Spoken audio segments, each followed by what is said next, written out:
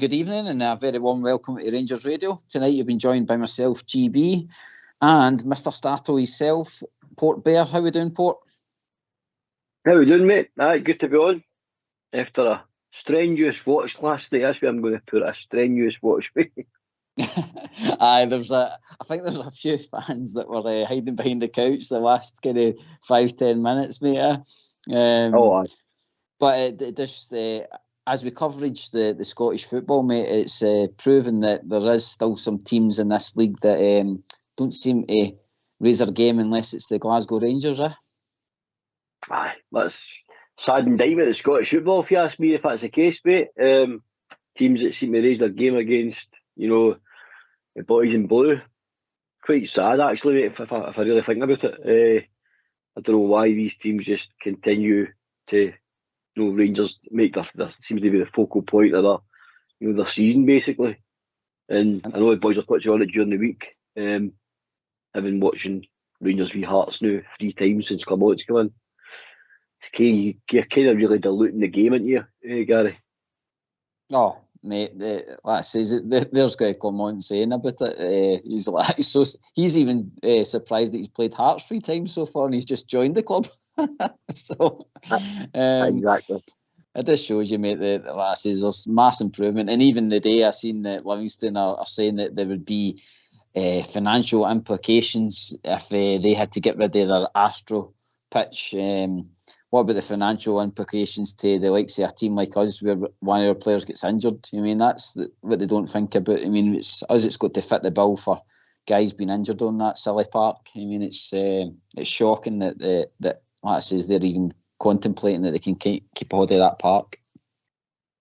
Aye, again, mate, I don't think they should be in the top leagues. I really don't. I've said that many times on this show. I think the parks are terrible.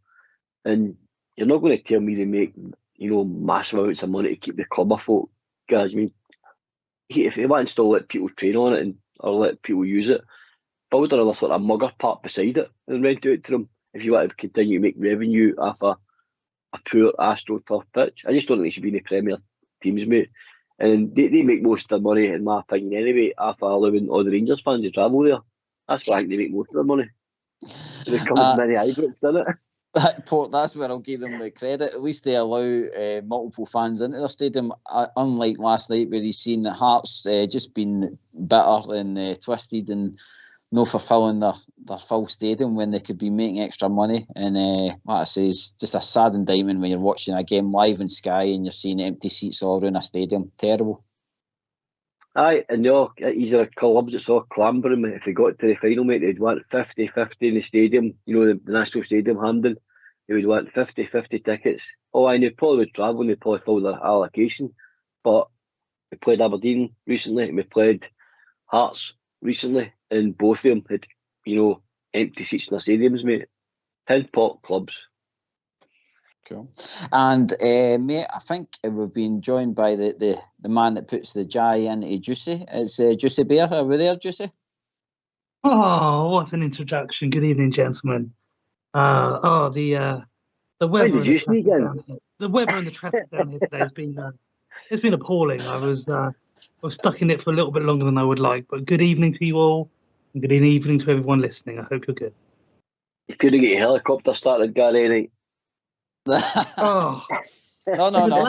Speedboats, mate. Speedboats. Jesse, good to have you on the night, mate. We're just having a wee dig at Scottish football there, mate.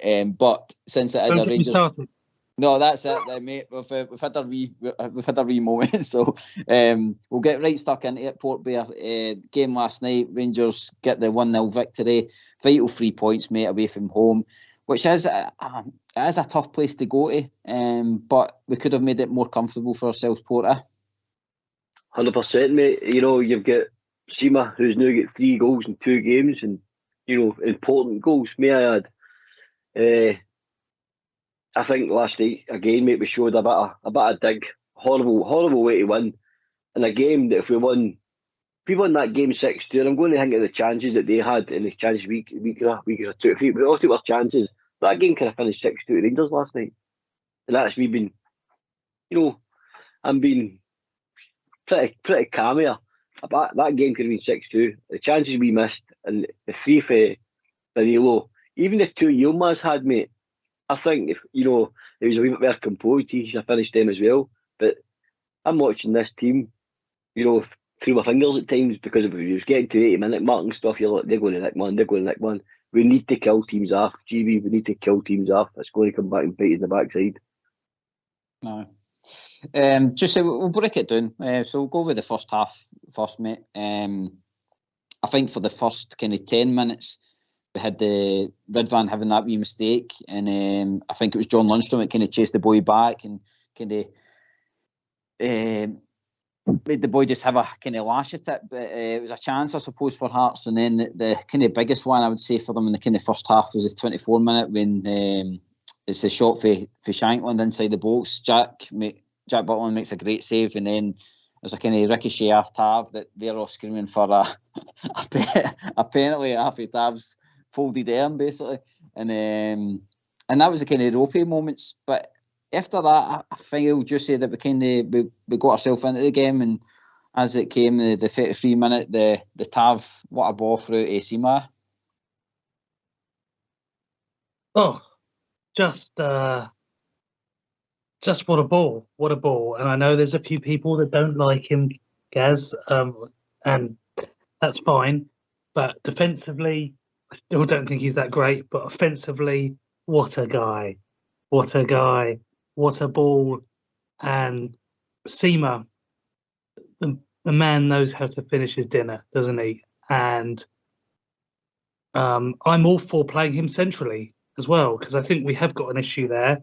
Danilo isn't quite where we want him to be at the moment, although I still think he gets in the right spaces. He just sometimes you need that bit of luck for the run to start going again. So I'm not quite as alarmed as some people are about Danilo, but Sima, he's that guy.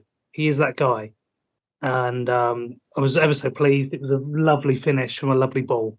And that was the highlight of the evening as far as I was concerned.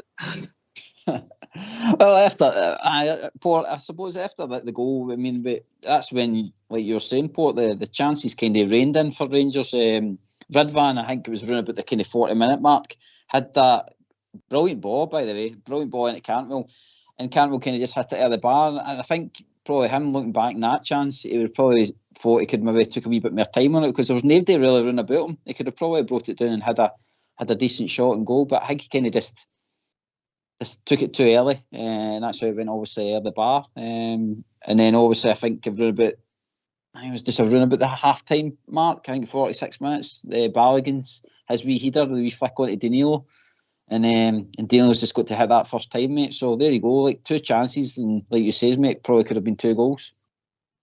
Aye, 100%. It was the first goal that Danilo put in when he was usually when Cantwell flicks the bottom, and Danilo takes it first time.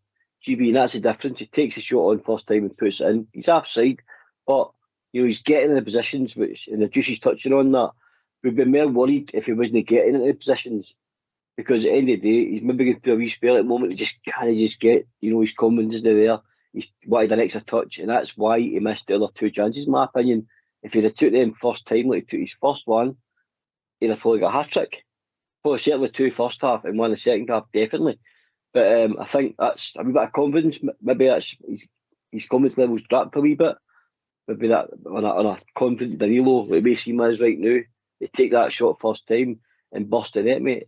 But as I said, I'm less concerned because he's still getting into positions. He keeps getting into positions, he'll score. Aye, well said, mate. Well said. Juicy, we're going to the end of the first half, obviously 1-0 up. Manager's quite good at being the good team talks at half time and getting them fired up for the second half. And the team came out, I would say, probably for the start of the second half, right up to about 70 minutes. It was all Rangers. I think Carts just had that chance after that Vargas boy. He hit that shot to Butland, and Butland had a great save. But before that, we had the Xander Clark spill in the box. You had Ridvan, I don't know if it was a cross or a shot still. I'm not too sure.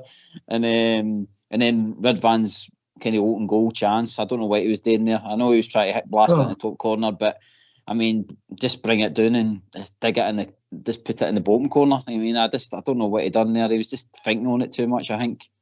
But for probably the start of the second half, up to about 70 minutes mark, I think we were total control. Just your thoughts, mate? They by no means were all over us in that game. The only real nerves, Gaz, came from the fact that you're only ahead by that one goal. And in the course of any match, any game of football, the opposition, even if they're not of the greatest quality, will probably create one or two chances. And that's where we're a little bit worried, because we know that we aren't that clinical as we should be at the moment. So there was always that fear. But when you think about it, we didn't really give them too much.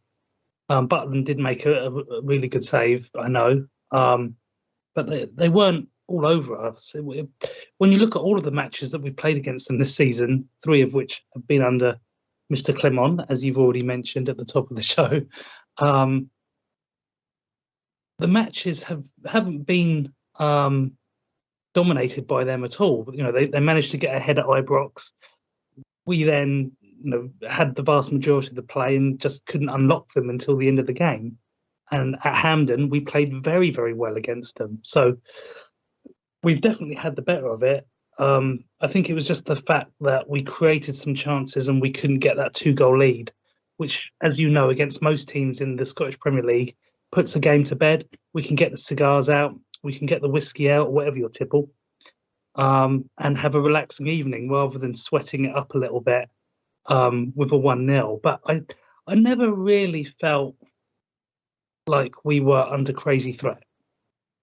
No, I agree with that. Just I don't think, like he says, they did have their chances, but when you've got a solid goalkeeper, Portbear, at the back of you, and let's face it, I think Ox touched on it last night, the defence itself throughout the season, they've contributed, Port. I mean, I think it's only been really Aberdeen that we've conceded heavily against. You mean? So I think as it stands now, the defence are doing their job. It's up front. It's got to improve for me, Port. Indeed, mate. 11 clean sheets. 11 clean sheets tells you the defence and the goalkeepers doing their end of the bargain. I mean, look, mate, we made it difficult for ourselves. And if you have 5 big chances in an away game, you're at least expecting to score 3 of them. And like Juicy says, you get the second goal, you can start relaxing, the handbrake comes off further, and you go and enjoy a game, and you probably go and get that 3rd and 4th, because you get a 3rd against Hearts or any team in the league, and it kills the game. So you get there and enjoy it. The one thing I did say, last night, I think all their threat came through long balls and throw-ins. That's all their threat was last night. But the trouble is, if one of them drops badly and in favour of a Hearts player, we know Sharton can finish. They've got quality up that end of the pitch. There and then you let them right back into the game. Last night was all about winning. Our character was tested last night, mate. And I think they looked like a team last night who were working for each other, fighting for each other, and that gave me a bit of praise, because that could go a long way to the end of the season. That tough night at Tynecastle. And we slogged it out. We had plenty of chances to kill the game, but we slogged it out 1-0 and managed to hold on, mate. So I think the character and the mentality, questioned on a positive note last night, mate. It's been probably a team that we have shown character against, especially the home game, Port, at Ibrox, when we came back and won it 2-1. And again last night, like you say, showed character to get the job done. As much as, like I says, we wanted more goals, and it ended as a 1-0. End of the day, it's still 3 points on the board. But anyway, it would be good to hear how our manager felt about it. So get yourselves on mute and we're going to hear from our manager. Philippe, a hard-fought win here this evening. What did you make of that game today?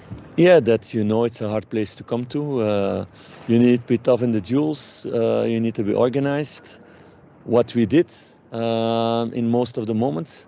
I saw a good, hard-working team with a good mentality. Players starting, players coming in. I see a big change in mentality from 2 months ago. 2 months ago, it was impossible to win games like that. But now they're growing that way. But we need to finish off the games like that. So we had 5 really good chances, big chances. At least we need to score 3 goals then.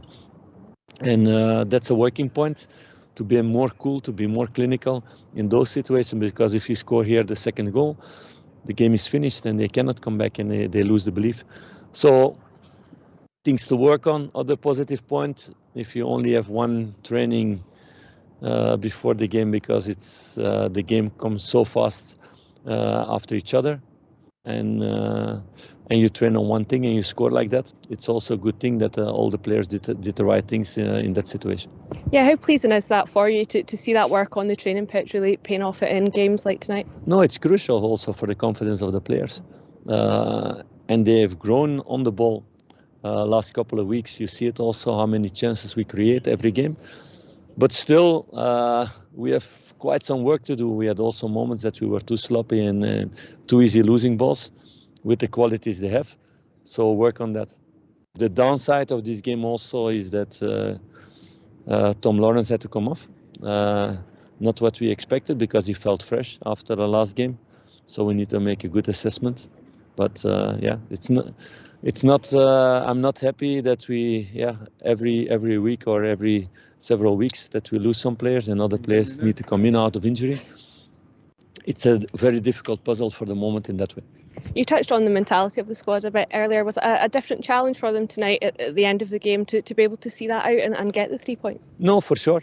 It's very important to be compact, to be robust, to be strong in the duels, to be collective. What everybody did, also the guys who came in, you see that there's a really good team mentality now. And I told them after the game also, this needs to be our reference for all season. We cannot be sloppy with that. The mentality needs to be top. And then all the other things will follow with hard work and good trainings. What we can do after this very busy period, because for the moment it's game by game and we cannot do so much in between. Why don't you give us a call on 0141 356 1972. It's your show, it's your platform. Let's hear from you. That's it. It is your show out there, so that's as Rangers fans get phoning in. Be good to hear from you about the game last night. We've just heard from our manager there talking about how the character's improving in the team, so it'll be good to hear your thoughts on that as well. And like I says, it would be good to hear these discussing between Port and Juicy. All were welcome. Juicy, manager saying that he's starting to see signs that are growing, and as much as we come on here and we debate and stuff like that, it's good to hear that an actual professional manager is actually seeing improvement week on week. Juicy? Well, the improvement is there to see. There's of course a lot of things that we all know still need to be looked at. You've mentioned the forward line already, but there's a lot more grit in this team. You know, we're harder to beat. Defensively, a lot more sound. Although, even though that the back four isn't always consistent in terms of who's been selected, and we know that the most consistent players are the ones that have been there a long time, and I know a lot of people have a lot of thoughts on that, and I think we all agree in the medium to long term we would like to see some freshening up of the back four. I think that's goes without saying. We also need to start looking at a longer term replacement for Tab, because the guy's been with us a long time, and we need to look at how we're going to replace the goals that man scores for us. But outside of that, it's got to be the forward line that we think about now, because that's where the issue is.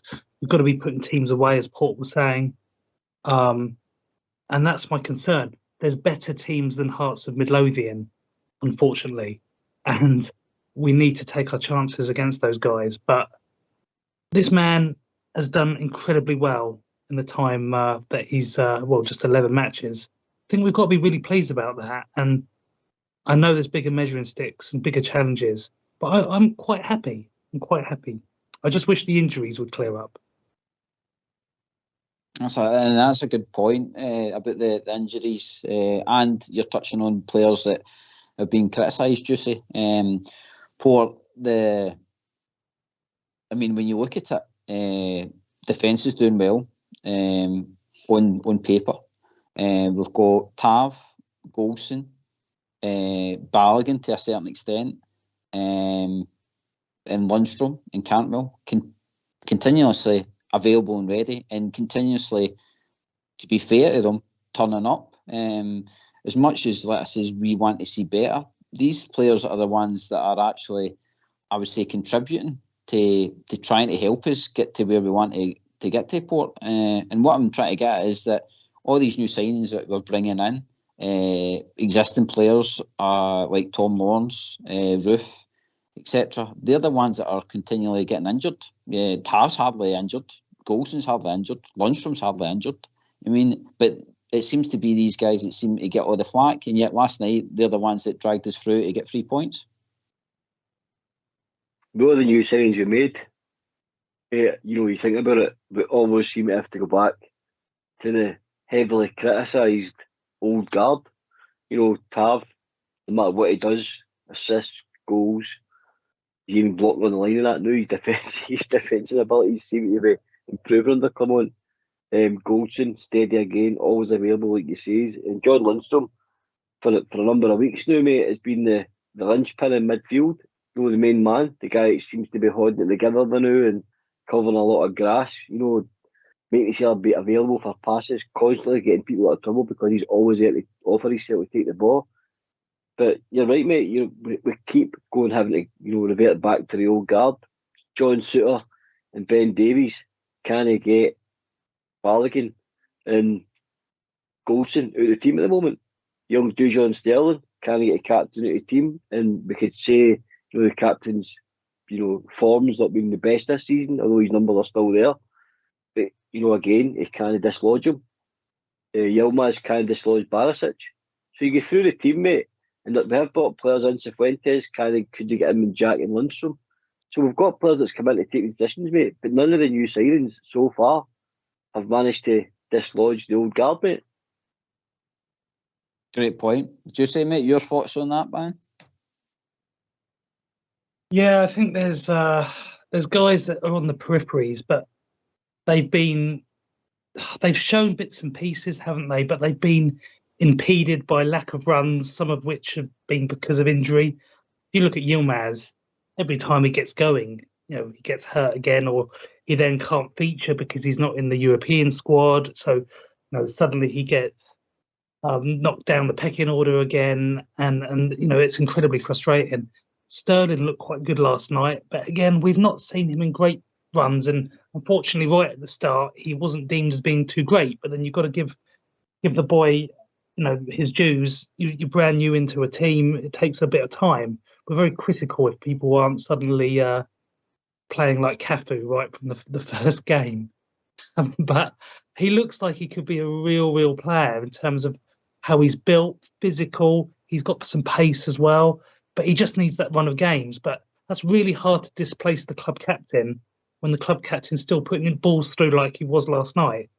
That's really hard. But Dijon's blessed because he can also play on that left side as well.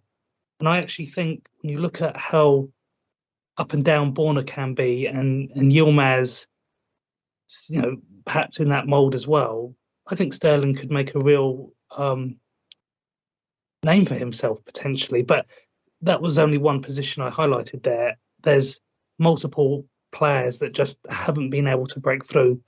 You've spoken about Dessers and Lammers, ad nauseum, so I won't go into that now. But we both know that they've struggled, and it was a disappointing recruitment in the summer. So that we know the manager's got a lot of work to do. He's working with players that weren't his, and I still think he's done really well with what he's got. Aye, definitely. Just say in Port, I think what I say is, I'm not saying that we keep these guys to the end of time. Like say Golson and Tav and all the rest of it. What I'm meaning is that these other signings, these other players that are waiting in the wings, it's up to them to push people aside and to grab the shirt. And And Sterling may in time. I mean, last night he came on and I think he done a decent enough job for the time he was on the park. The boy does look strong and he's got a bit of pace about him. I think Goldberg was saying last night they might know the crossing and that might not be there, but maybe in time the team will adapt, and that's all we need for our wing backs is just folk to defend. We don't need this kind of Tavernier runs and stuff like that. But until such time, Sport, like I says, we are heavily reliant on these guys, and it's going to be them. I think, like I says, it's going to drive us to where we need to get to until such times we can replace them with better quality, as we've seen with, like say, Dessers and Lammers and, like I say, to a certain extent, Lawrence. You know what I mean? Because Lawrence has just not been able to keep himself fit. And there's, like Juicy's touched on, Jax comes back into the squad and he's keeping out, like say, a new signing like Cifuentes and stuff like that. So, I mean, where does it stop, Port? How do we evolve? Because, like I say, if we try and put in these new signings, then we're just hindering ourselves. But when Michael Beale set out to sign these guys, mate, he's thinking, the club's thinking, right, I'm signing these guys as an upgrade to what we've got currently at a club. So the challenge is thrown down in pre-season.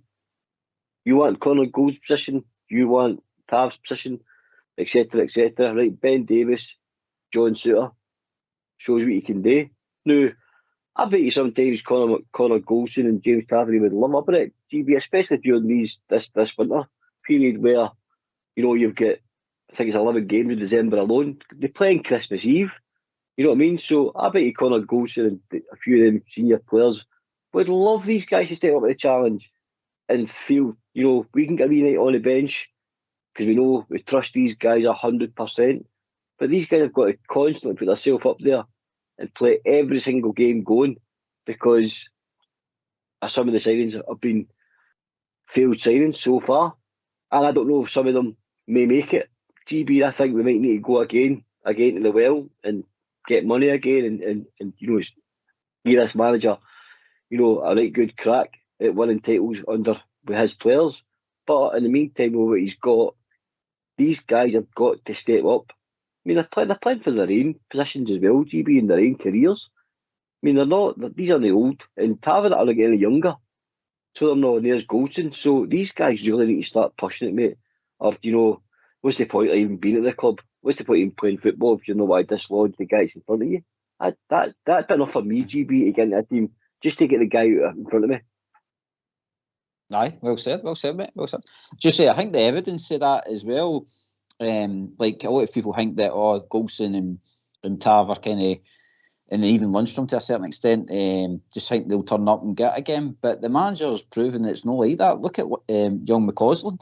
The manager went and watched that B team and watched McCausland play and stuff like that, and he gave McCausland a chance, and the boy grabbed it. And the boy, let's be fair, has not been out the team. If he's not been playing first 11, he's been on the bench. So this is not a manager that's just got to be just getting shots out willy-nilly. He's got to get to folk that are out there trying and trying to improve the team as a whole.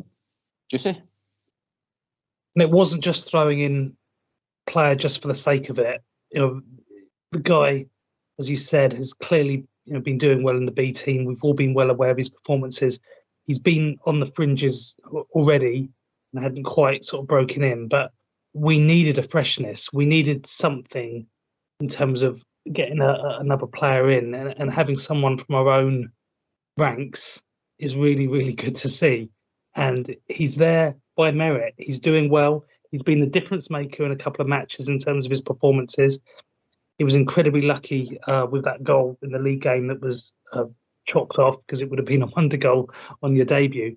But he's making that kind of play already, and you think this is really good to see. And if Rice can get in there as well, then we know that he's got some ability too, and I think that's really good. And the amount of money that could potentially save this football club in not having to buy certain players on the transfer market will be wonders, because that's what you want. You want to be getting that player model in. And I don't necessarily want to sell these players in a year or two for 10, 15 million because if we're then just going to have to go and spend that money on bringing in a replacement, I'd love it if a few of these players could stay for a number of years and build a real career at this club and become real club legends. That's what we all want. I appreciate the realities are a little bit different, and we may have to sell some players from time to time. And I'm okay with that because I know the situation we're in Scottish football, GB. But I'm really pleased because he's proven himself already, and he's given us another option. And last 2 games, Cantwell has played as that number 10, so he's moved him in, and we've got McCausland out there on the right, and you can see things starting to happen. Give them a few more games to keep working together. I'm quite excited about that prospect. I just say I'm liking it too. I'm liking that Cantwell's been moved in there. We'll come back to Cantwell later on in the show, I think, because I think the boy ran his absolute socks off last night. As much as he had a kind of off kind of first half, but the second half, again, some of the passing and stuff like that and work rate off the ball was no winner. He was absolutely knackered when he was getting subbed off last night. But Port just sticking to McCausland. At first, when I seen him, I was kind of thinking it was a wee bit more overhyped with young McCausland. But last night, when I seen him against Hearts, the amount of time he was grabbing the ball and driving forward and stuff like that, he's really has surprised me in cementing his place in the team. He's proven that he is up there with the level of, like say, next to Cantwell and stuff like that they can contribute really good quality into the team. I honestly thought that the boy would maybe need a wee bit more time, but as the games are rolling on for me, Port, like I say, he looks as though he's got to be a starter. Well, you've put your hands up, mate. You've been honest and you've said, where you thought he was maybe young and small in stature and maybe not ready. Just touched on it. Maybe this boy's saved us 4 or 5 million and go out and trying to find that right-sided player. Maybe he's that guy. And on evidence so far, which we've seen, I think last night's the best I've seen him playing for us because I think we've got to see a different side of his game last night. There was a particular moment in the middle of the pitch when the boy Bingamy was trying to push him off the ball. So there's a test he's up a body. You're talking about a man against a boy here. And, Bingamy's on the deck and the young boy, goes through and plays the ball out right to Cantwell. He's both fitted. He goes either way, comes inside, goes outside. And a couple of times, some of the wee pirouettes in the middle of the pitch, he's absolutely gallus, mate. His confidence levels are through the roof, mate. And the biggest thing, he's living a dream.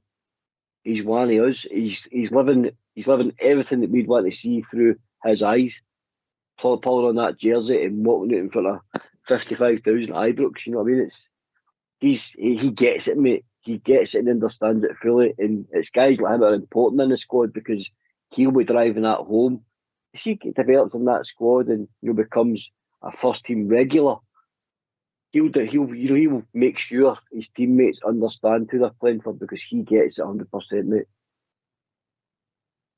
Just he's a player, McCausland, that for me, I know Old Bear and Southside and that, I've seen a lot of him probably in the B games and stuff like that, and they've seen the quality there. But for me, he's been a player that's kind of came out of nowhere. I just thought he was just like another run-of-the-mill B team player that was a good passer of the ball, but we'd probably see out his time and then move on to a kind of lower league team in England. But for our manager to come in and see that he's got the quality to be in our first 11, I think it's brilliant. I mean, let's say the hope there now is for Lovelace to kick on, like you say, Bailey Rice and stuff like that. If we get a couple more of the other boys into that squad that are got the quality, I mean, that's the thing. Just say they've got to come in with the same kind of quality and work rate that McCausland's doing. But if we can get that, and that's what's coming off your bench, then in games like say Hearts, like say last night, we'll all be able to sub off the like say maybe a Lundstrom,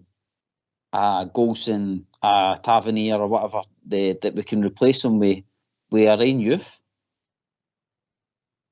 Oh, it's so good to see, isn't it? And we've had a couple of false dawns with a few players coming up over the last couple of years.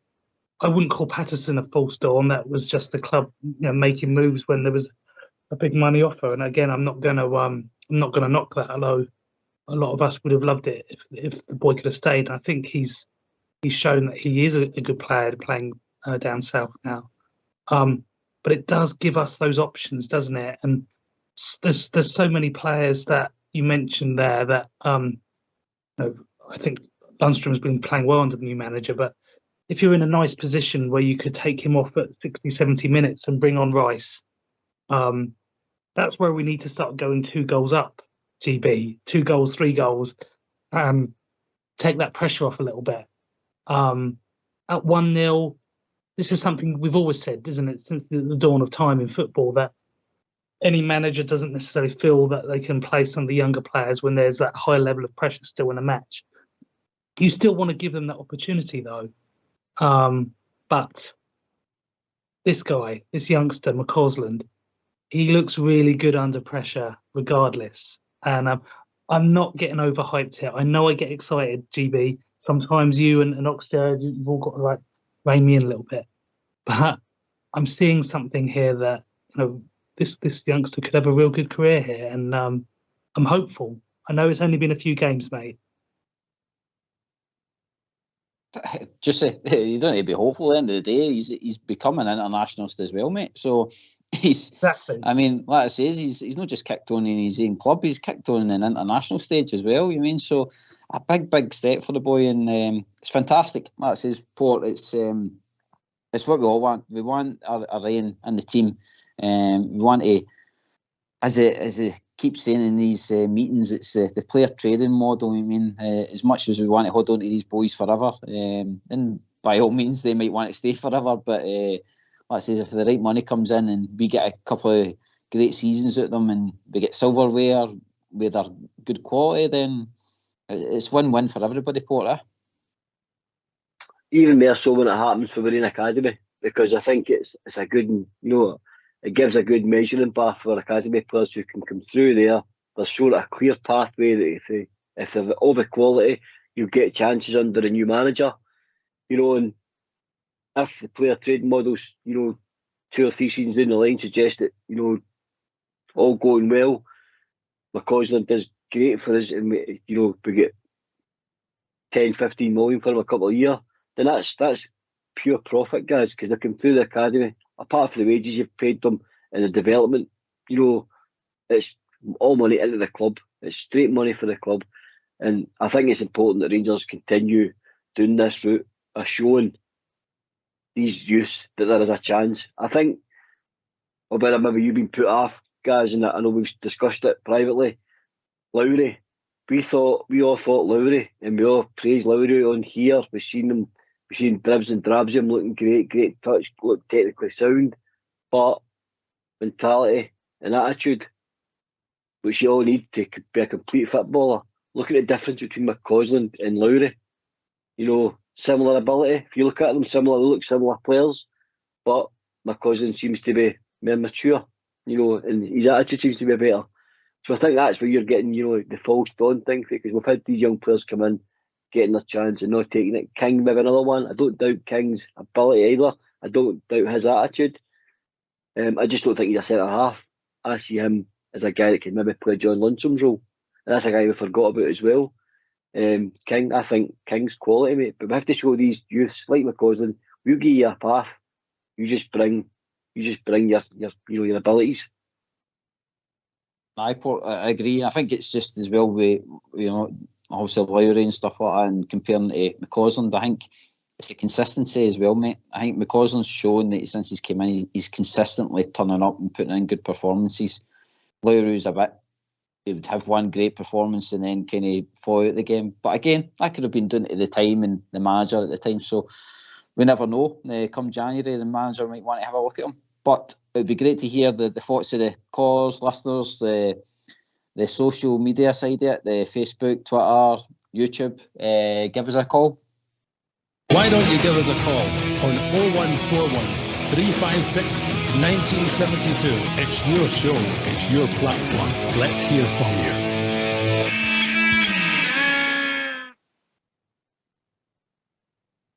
Just kind of going back a wee bit, the manager's obviously interviewed there, we were talking about the character and stuff like that, and he has kind of said a few times that he's continually assessing the squad right up to this kind of January window. In fact, I don't think he's even given an end date when he's going to stop assessing it. But how do you think he's feeling about the squad as it stands now? Do you think he's starting to see a base to work from? Oh, absolutely. The defence has already improved, like I said earlier. And I think the midfield has got better as well. And even before Clement came in, Lundstram had a couple of positive matches just before Beale went bye-bye. And I know he can be a bit maligned sometimes, but I'm quite pleased with Lundstram's performances under the new manager. So there's a definite sign that we've become a little bit harder to beat. But to put teams like the Sheep away and Limassol away, we need to be finishing chances, because the chance creation is there, although it wasn't really against Limassol, to be fair. But we need to be going ahead against these teams, because when you go ahead against them, changes the match completely in terms of the approach by both sides. And that's what he's going to be concerned about now. He's going to be concerned about the lack of goals.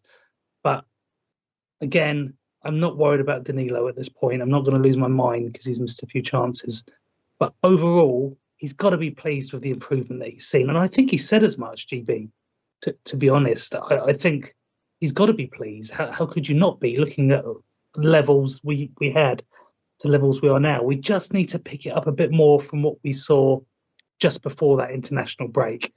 And it unfortunately was a little bit of a momentum killer for us, but still feel like we're in a good place. I think the Europa League is real difficult now. I think to go to Betis and get a win to guarantee qualification, I think will be real hard. And if they can do that, they'll certainly have earned it. But after that, it's the considerations of what we're going to do with Sema. Are we going to put in a bid for the guy? Because I think we'd all really like to see that. He's not a player at the moment, in terms of being a permanent fixture.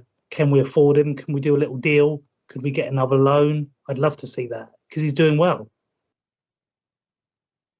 Hi, Juicy. He is a favourite of our Port's as well. And Port, who would have knew that a striker, a loan signing coming in, that he would have been a top striker this season? Because let's face it, Port, he's the best finisher as it stands now as a striker for us, and he's still playing out in a wing. You know what I mean? My kind of hope, Port, is that Rabi comes back into the squad and kind of takes up that position, gets back into his form, and hopefully, if Sema has still got to stay about, that we can put him into that kind of striker position. And then we've got McCausland and Cantwell in there. And I think that forward line should be scoring goals, definitely. My only issue with playing Sheila directly through middle, mate, and I love this guy, right? I've already put it on record that if we had the money to do it in January, I'd like to see you just go and finish the loan and sign him right away, because I think as he continues to score goals and his stock rises in Scotland, his value's only going to rise, and he's going to make other suitors look at him. He's going to make his current manager, De Zerbi at Brighton, maybe want to look at him. So I'd like to see a deal go and get done now. And the reason I would like to see him as a number 9, because I think he's more effective off the left, mate. I think he offers more off the left-hand side, because what I mean by that is he's a team player. He goes back and he helps out the fullbacks. He takes the ball wide, he takes it inside. And like I said, he's great at making them runs. He's come right across from the left-hand side, beyond Danilo, to take that ball for Tav. So he's nearly the inside right channel, where he's taking that ball in and running that channel to get that goal last night, to put it through his under Clark's legs. That's timing, mate. That doesn't come natural. That's because he loves just drifting off, unmarked off the left, where if he's playing up front, all of a sudden he's against two centre-backs. Not to say they can't handle it, by the way, because he's good in the air as well. But I just think he's more effective off the left. He offers more to the team. So with that Port, like, say, obviously what we've seen in the last night, we've seen chances created and stuff like that. umpteen chances for a striker like Danilo, and like I says, I think Danilo's a quality player, but I think we still need maybe another striker in there. If we're going to keep Sima out in that kind of left, which, like you say, he's doing fantastic out there, and his runs, his pace is actually hurting teams by coming in like that, and even doing the wing. Is that a kind of area do you think then the manager's going to look at, that we bring in an absolute poacher, hopefully, into that forward line? Well, if you seen the TV last night, Mr. Clermont gave him a Scottish striker a nice big hug. We didn't do what you want, right, but I did not see that. He went and gave a certain Scottish striker plays for Hearts a cuddle and a wee word in his ear, and praised him also after one of the media. I read it on social media. He gave high praise to Orange Shankland last night as well. So we didn't take what you want. I still think the guy could do a job. Similar along the lines of like Kenny Miller and Chris Boyd did for Rangers. You know, I've said it before, I've said it on here. Don't stick your nose up at these Scottish-based players, because you know we used to have a core of Scottish players done very well for us in the past. And all right, they were high quality, but I still think there's enough quality in the Scottish League to be decent squad members in your team, and may well surprise you in Europe as well, by the way. Well said. I didn't see that wee clip. I'll let you go and have a wee hunt for that when the wee tune's on. Juicy, if that's true with the Shankland and the managers like what he's seeing and stuff like that, let's face it, Juicy, all we care about is getting somebody to score the goals in the league. As long as we're hurting every other team that's up against us, and like I say, going into these Old Firm games, if we've got a poacher there, that's sometimes just the difference in getting the other line. We know where we're at in Europe. We hope that we can go on runs like Seville and stuff like that every season, but it's not a given. But where it comes to a given is the league, and if we can get a proper guy that knows our league and knows how to finish, like I say, pinpoint chances, I think, like I say, our team can hit the heights that we hope for anyway. I could see what he was saying to Shankland when he hugged him. He said, "See you soon." So I think I think the ask that the requirement that you've just mentioned there will hopefully be fulfilled, if not in January, then in the summer. Because yes, we do need a striker who is familiar with the Scottish domestic methodology of playing, and they don't have to be that guy in Europe. They don't have to be that guy. But the majority of the games we play are those Heart style of matches where we play a team 3, 4, 5, 6 times if we're really unlucky in the same season. And that Chris Boyd type player, you are exactly right. That's what we need. Just a player who knows how to finish when they're in that 6-yard box, and that's it. That's Boyd didn't play much for us in Europe, did he? Remember, he wasn't like known for being that guy that always got picked. Some fans weren't always happy with that, but in the domestic games was when he did the business, and that's what it's all about: having a squad of varying degrees of quality and based on the scenarios that you got in terms of the teams you're playing against. And Boyd was the man of that, and that's what we need now. We need an updated version, whether he's a British player, English, Scottish, whatever, just needs to know how to do that in the Scottish game when you're playing hammer throwers with 10 men behind the ball. And I don't think we've had that for a while, GB. No, Juicy, I agree, mate. Probably, like I says, that the one guy that I can think of is Cholak Port. I mean, it's when you sit back and think about it now, it was criminal that we let him go, and maybe it was down to the player maybe wanting to go. We don't know the ins and outs yet, but that guy knew how to score in our league, and he could get a couple of goals in Europe as well for us. And I just think he didn't want to go, GB. I don't think he wanted to go. From what I've heard, from what he said, I don't think it went down how he wanted it at all. And you're right, he is the closest to that sort of Boyd style that we've had. It was so fleeting that I almost forgot about it. It's because he was that quickly pushed at the door, just saying what I says. I just wish, and I mean, hindsight's a great thing, but if we could have had the boy there just saying no, I don't want to move, and dig his heels in, I think if Clement got a hold of him now, I don't know, Port, I think we would have seen the goals last night go in the back of the net. I think what's intensifying that, mate, is the fact we've seen the quality that's come in. And if I ask you knew Dessers or Čolak, who would it be? Dessers and Lammers? Lammers and Čolak. Who would you rather have? And I know you'd probably pick Čolak, because obviously I know you like him personally. In one of his first interviews when he signed for Parma, mate, he was very critical of Michael Beale. Very critical. Saying he didn't feel wanted under Michael Beale. So I think that tells you didn't want to go. He just as a manager didn't fancy him. And Beale, I think did Beale not make that clear in one of his interviews as well? He just doesn't think Čolak could suit the system that he's trying to play. Because obviously he expected more, movement. Whereas Tony was, Čolak was a fox in the box. That's what he was. That's what we need. That's exactly what we need. So I do agree with you, GB, mate. I think a guy like that, I think any decent striker worth his salt that can finish, should score 20 goals for Rangers. See the chances we create. Look at last night alone.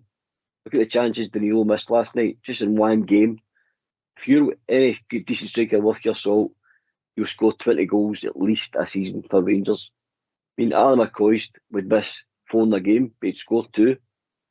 But he'd have, 6, 7 chances. These are the sort of guys, that sort of mentality, that sort of, total predator. One of your favourites and all, mate, Defoe. Another, fox in the box, deadly. Give him half a chance and it's in the roof of the net. That's the sort of instinct, the killer instinct we need in the team, mate. Because see, if we start taking chances, the team can relax. The team can play. The shackles seem to come off, the tensions out of you. And then, like Juicy touched on, then in 70 minutes you can bring on Bailey Rice, you can bring on Leon King, introduce some of these younger guys. Adam Devine, get him back in as well. I never mentioned him either. He was kicking on the door for a while. But if we can finish teams off at the 60-minute mark and introduce these guys, introduce some of the fringe players to let them get team time, GB will be in a good place, mate. Aye. Just say that's the thing. It's about, there's Port touching on Defoe. Defoe was brilliant at coming off the bench. And that's what we need. If Shankland comes into our squad, and say for talking sake, he isn't getting the start, but he comes on for the 70-minute mark and he finishes off the game for us. Say last night, say we're sitting at 1-0 and he gets a couple of chances. That's what's going to, get us over the line. And as Port touches on Juicy, gets us more comfortable, lets the team relax a bit and play the kind of free-flowing football that we expect. As it stands now, like you say, when we're sitting at that 1-0, it's cagey because these teams think a win's they think a draw's a win for them. And for us, a draw's basically like a loss, isn't it? You mean, so that's just where we've got to be smart in the transfer market. We need to make sure that if we bring a guy in, then he's going to be either quality off the bench or quality starting. It's about having quality option. And when Lammers came on, or Dessers comes on, you just go, oh. And it's not that you hate the guys. No one hates them. It's just the fact that they've not done the business. They've not done the business. It's Big Al. Yeah, sorry, boys. I'm in the car this morning. I just dropped the kids off at school. I was just wanting to touch base with the gangbanger. How are you? Is he on mute? He's on mute. I'll tell him we come off. Port Bear, you there? Tell me. How are we doing, big man? Oh, great to hear your voice, mate. How are you? You still gangbanging down in the Port, aye? Still there, lad. Still going. How are you, big man? You good? Aye, not bad. Aye, I'm good, man. I'm all good. No, it's good to hear your dulcet tones. But you're just sorry, I'll make it quick because, as I say, I'm in the car. But what you're saying, that Shankland the past couple of times, I can see there's something about him. One thing, he scores against the rest. I've not been that impressed with him, actually, when he's played against us, but that's maybe just me being a wee bit picky in regards to him. But look, I think hoovering up the players, the better players in the Scottish League, I think it's a tried and tested system for us and for other teams. I think he'd be a great signing, and if you could go and get the boy for Aberdeen as well, I think he'd be a great signing. They know what they're up against. They've played against a lot of these players, so you're not bringing somebody in with starting cold. You know what I mean? And as we always say, we're meant to have better players than everybody else in the league. So that then would generate better chances for these types of strikers or these types of guys, and I think it's a win-win. Would they cost us much money? We're going to be held to ransom with these guys. I don't know. Can they do some swap deals? I don't know, but I think it's beneficial to us as a club. And as you were saying, the Europe thing takes care of itself. If Shankland plays in Europe and scores goals, he scores goals for Scotland, hasn't he? So he's proved he can kind of do a slightly higher level. I think it's all good. I would be gone for these types of players. We don't need to be bringing in 8 of them a season, but 1 or 2, and also it takes them away from the other teams that might cause us a threat in regards to it weakens opposition. Maybe not a nice thing to say, but that's all part of the game. You want to weaken your opposition, so. I like the boy Shankland. He looks all right. As I say, I wasn't too impressed with him against us, but that's maybe he's playing against a wee bit better defender or whatever, or maybe he's just not trying as much because he's a blue nose and he doesn't want to score against him. Doesn't want to ruin his chances, because I'd be the same. If I got a chance, I was playing with Motherwell or something, I'd be scoring a hat trick. Oh, geez, man. Maybe that's why. Maybe that's why Big Clement was giving him a big hug last night, saying, "Well done, son." I seen that this morning, actually. Oh, look, it's maybe just, I don't know.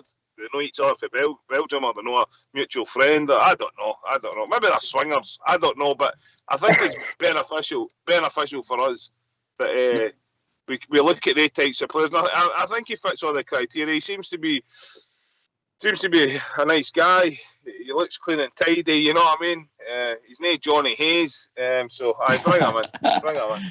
Well, that's the thing.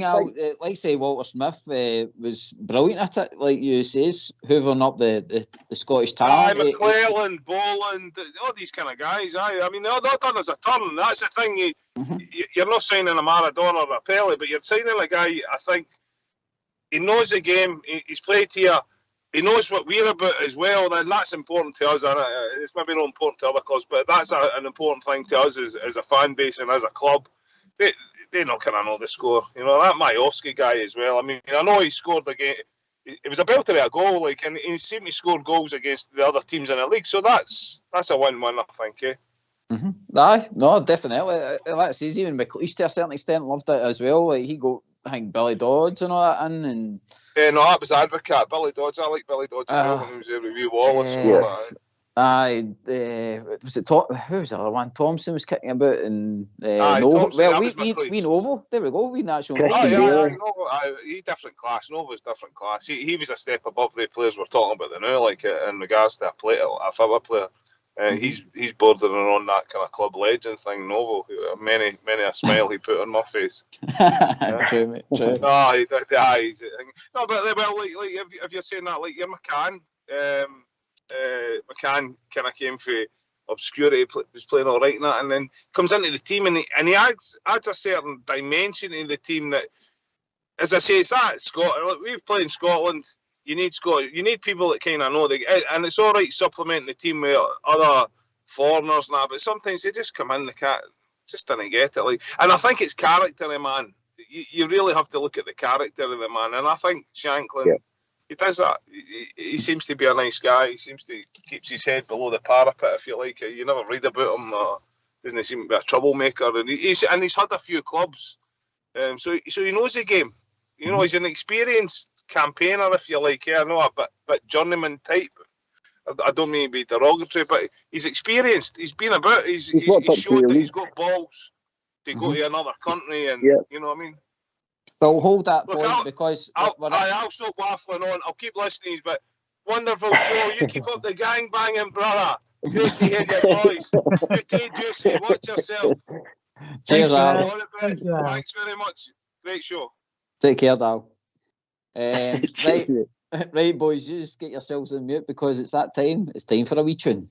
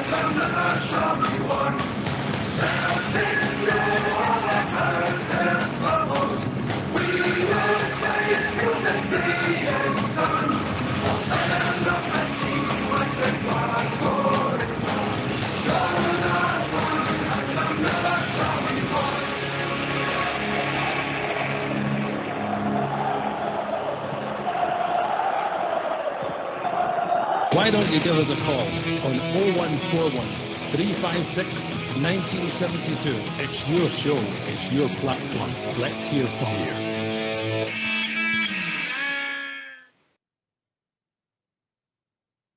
That's it. Give us a wee call. We'll just do some quick housekeeping. Just remember, we're going to be joined by Colin Steen tomorrow. Ox is not joining us tonight because he's looking at his best suit and his brogues for tomorrow night. So, I definitely getting himself all smartened up for the main man coming on tomorrow. Last beer standing. If you are involved, please get your teams in by the end of the show tomorrow night. That says there's a good wee pot there to be won, and that says there's good money going to the charity as well. All right. We all back, lads? Oh, yes. Yep, Juicy's back. Port Bear, are you there? Port has just joined us, I think. No. He's here. No. Is it back? I think he's back. Yep. Right. Okay. Oh, Big Al, like I say, touched on a couple of good points. Our teams of the past, Juicy, have been built on good picks for our league. And again, as we've touching on, it's all about the league. If we get titles and trophies and all the rest of it, then it helps the club, like I says, get to automatic qualifications like, say, the Champions League, as we've been seeing there the last couple of seasons. And granted, it's us that's been holding up the European coefficient and stuff like that, but we've got to see the fruits of our labour. And like I says, we need to pick the best from our league to try and get us out of the line in certain games, like say last night.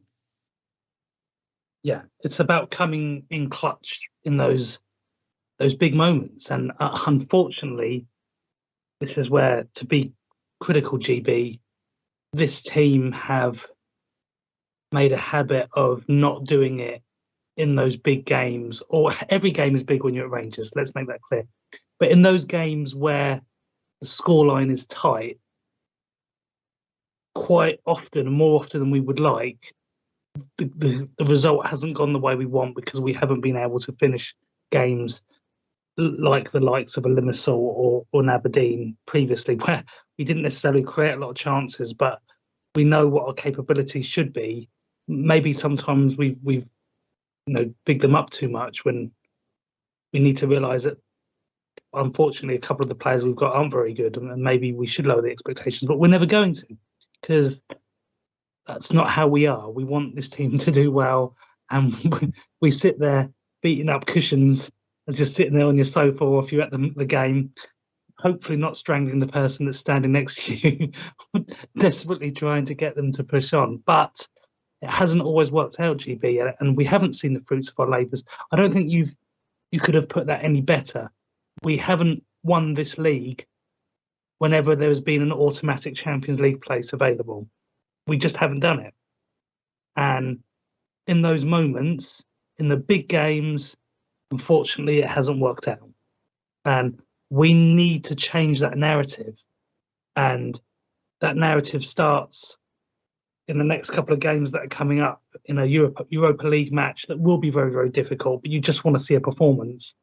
But then the League Cup final, that has to be where the narrative really, really does change. Because if it doesn't, my goodness, fans turn real quick. I don't want to see that at all. We're playing against a team, GB, that know how to play against us at the moment, and that won't be easy either. It should be, but it doesn't seem to be every time we play them.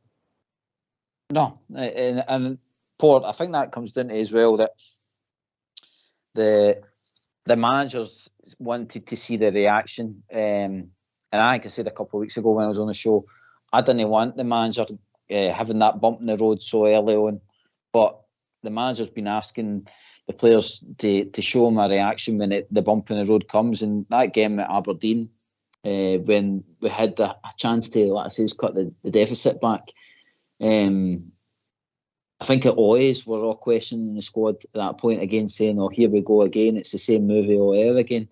And it's probably been something that the manager's been wanting.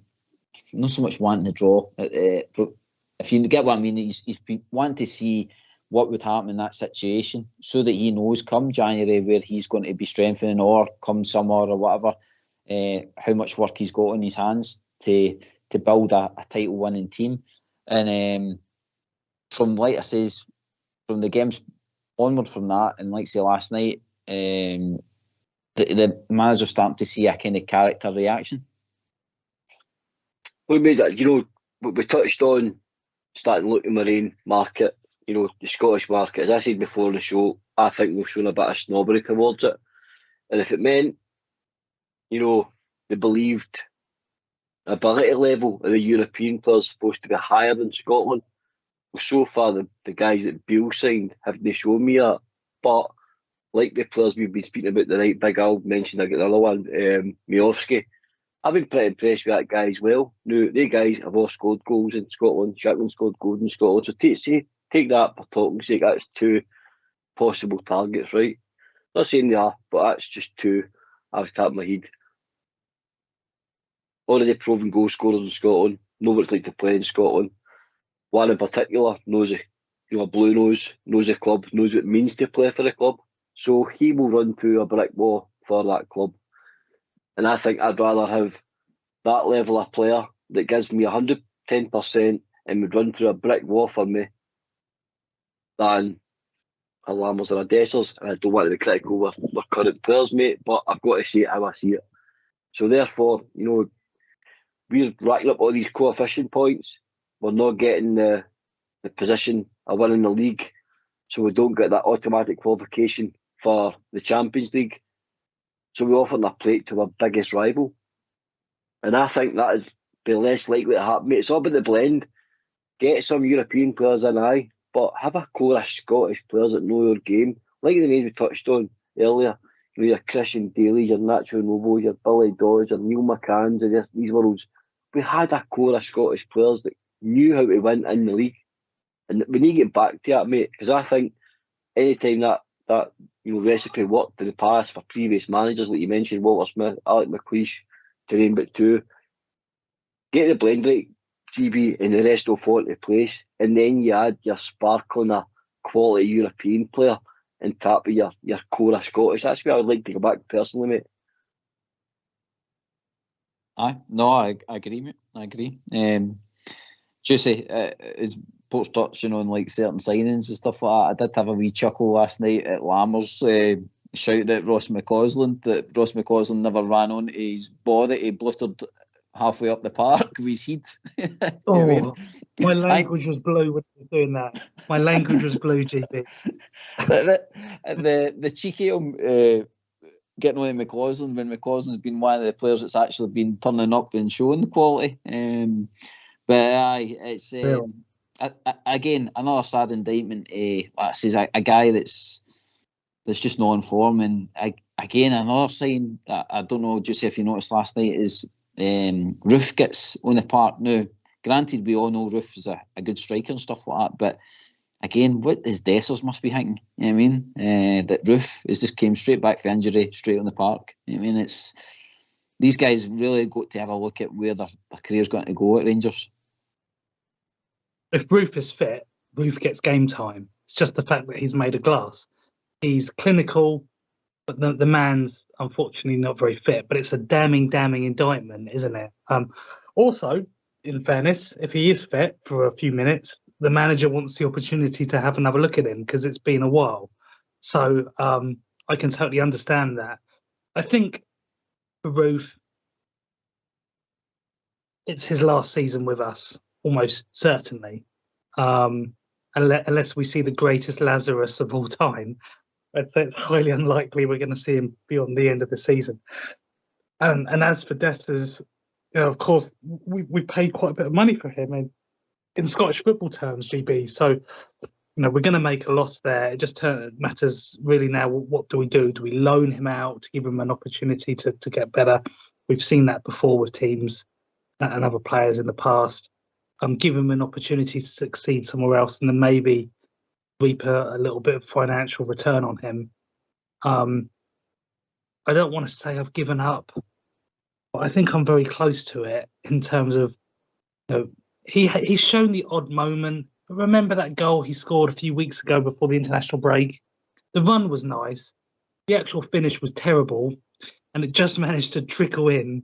And it was almost like the typical goal that you would expect from someone who's low on confidence. I mean, it went in. I was pleased, but he hasn't kicked on, has he, GB? And all those players that Port mentioned there in terms of classic Rangers players, players that have come from this league who know how to play.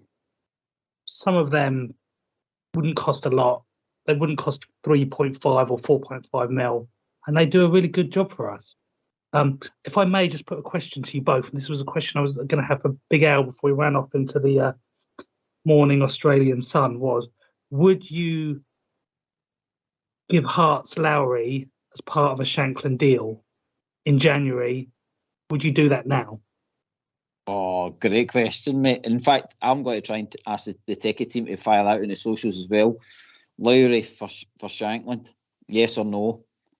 So the techie team, if he can in the background there, try and set that up on Facebook and see what kind of reaction we get for that. Lowry for Shankland and a swap deal plus money, I think that'd be nice for me at Port Bear. I'm going to agree. Juicy, if I would jump at that, GB. I think I would. I think we'd need to give money in Lowry. Maybe 1.5 million Alex Lowry. I think that'd be a fair deal. Because like I say, I just think this squad's been, and this team and Rangers as a team has been so far detached from our own roots of having Scottish-based players in our team, because we seem to think, and I think the whole of Europe seems to think it, you have to go and buy from abroad to get a standard of player for your league. We're a decent place where we've not got the strongest league in the world, guys. But like Big Al touched on, and I'm a strong believer in it, Rangers used to do it all the time. Anybody used to score against Rangers, we used to buy them. And we went and bought any team that had, if it was Hibs, Hearts, Aberdeen, Dundee United, if somebody played well against us and looked at the quality above, Well, we went and bought them, and like I've touched on, we weakened their team. We made their team stronger, and I just think we have to get back to our roots, guys, and concentrate. You know, when's the last time you had more than 5 Scottish players in that team together? It's been years since we've seen that, guys. Years. And I think we have to get back to that, because that's, if you think back, we were more successful with a team with Scottish roots in it. Just say, mate, you want to add to that? Well, it's about money, and it's about what's available to you, and you don't have to necessarily spend big money to get quality, but it's about knowing where to look. My dad always says that he doesn't care if they're Eskimos, as long as they can put the ball in the goal and finish it. And I don't know how many Eskimos play professional football, bless them. Probably not a priority sport in those North Pole regions.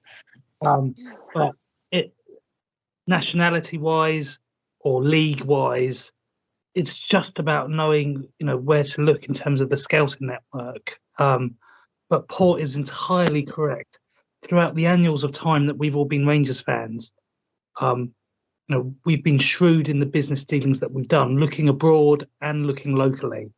And you need that blend. Look at the successful teams that we've had. We've had some quality European influences in there, but we've also had a core of British, Scottish, and English players who have done the business for us. And that's what we need again. And I don't care so much where they're from. I just need people that understand how to play in this league, and that shopping locally within this league makes a lot of sense. We just got to be careful, because we don't want to be giving some of these other jobber teams that are in our league too much influence with blue pound. And but sometimes you've got to do the business, haven't you? You've got to give them a little something. But a few quid plus a Lowry for a Shankland actually makes sense to me, because McCausland is better than Lowry with a nicer temperament. That's a win-win. And if Lowry goes on to do well in his career, fine. But if you look at some of the players we've moved on in recent years, like Crawley, for example, to Aberdeen, we've actually not lost out too much, really, have we? He now finds himself playing at Bristol City. He'll make a career of himself, but he's not going to make heights that he could have done playing a lot of European football. So I don't think there's a big risk there with Lowry. I think we're all a little bit kind of meh about him. He's not set it on fire at Hearts, has he? Yeah. No, just I don't think so. I think that's it. Port. That's the thing about signing players for our league. It's they're low risk. I mean, when you look at the money that we've spent, it's been said 1,000 times. Lammers and Dessers put together. I mean, it's probably money that we could have bought Seema for. I mean, and that's a sad place. But again, the past is the past, and I'm sure with this new director race, is it scouting they're calling it, Port? The guy that's coming in for PSV, and then come on, and then we've got the boy for Brighton for performance and stuff. I'm sure this kind of, I think it's a board of football or something like that, that we've got getting set up. I think they're going to be finding these gems and finding the correct players that can come in and hit the ground running. I think that's what we've been lacking a lot of time. We've been too many times we've signed players and they've took too long to settle. Rabi being one of them. But like say Seema and Butland, as it stands now, are probably the only two that have actually came in and recently have hit the ground running. Cantwell and Raskin aside there, obviously the January afore, but let's say the summer there's only really been Butland and Seema that have actually contributed well this season. So the way this has been set up, this football management team, for the playing performance, etc. The way I understand it, what it should work, mate. The manager speaks to them. They discuss the philosophy for the next, say, 3 to 5 years of Rangers going forward. You know, so the formation, the system, the Phil Clement's philosophy. So they will go and find the players, that scouting team, the network, along with the guy that heads it. They will go and find them players to fit that system and fit that philosophy. That's the way I understand it works, mate. So if that's what's going to happen from now going forward, now we've got a starting point, guys. We've got a starting point. We've got a team in place that does that job alongside the manager. So he will get to discuss who players that he's interested in. He thinks if they do a job, that the guys are going to do due diligence on these players, and that should take care of itself.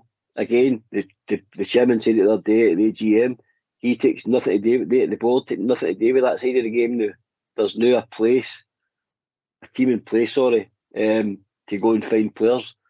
They just provide the money, So that's where I understand this role going forward, mate. So it's only going to benefit Rangers as a whole, and let's just hope part of their scouting networks in Scotland and the UK. Just say you looking forward to these new guys coming in, the head of performance, and I think the boy from PSV is coming in as well. It looks as though it's two top picks that's coming into the club.